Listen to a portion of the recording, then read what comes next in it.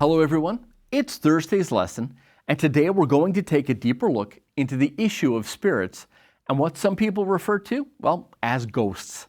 Once again, we're reminded that Satan and his demonic followers have the ability to impersonate anyone they choose to. As a matter of fact, the impersonation can be so perfect that most people can't tell the difference between their deceased loved one and the apparition in front of them. As the lesson states, imagine losing a loved one and then believing that this same loved one appears to you. It expresses love to you and it tells you how much they miss you.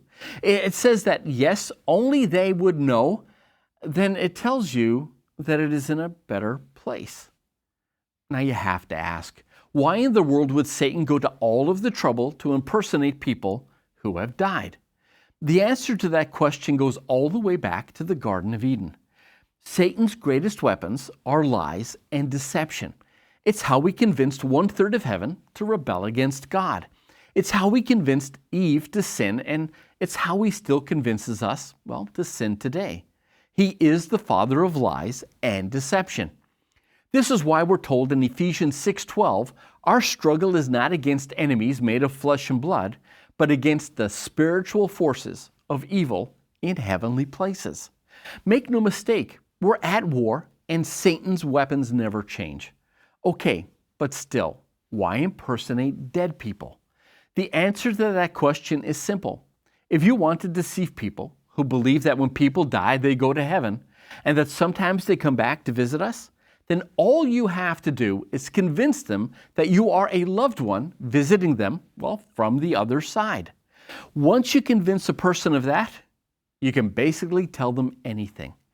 And that's exactly what Satan is trying to do. He's trying to convince people to believe his lies.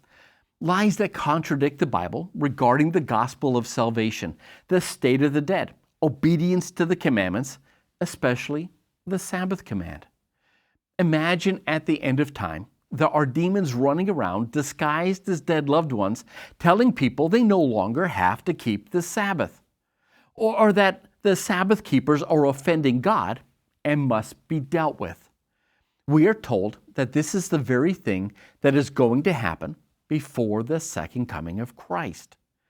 It will be one of the greatest end-time deceptions that will take place, and the only way we're going to be able to stand against deceptions like that is to know beyond a shadow of a doubt what the Bible says, especially concerning the state of the dead.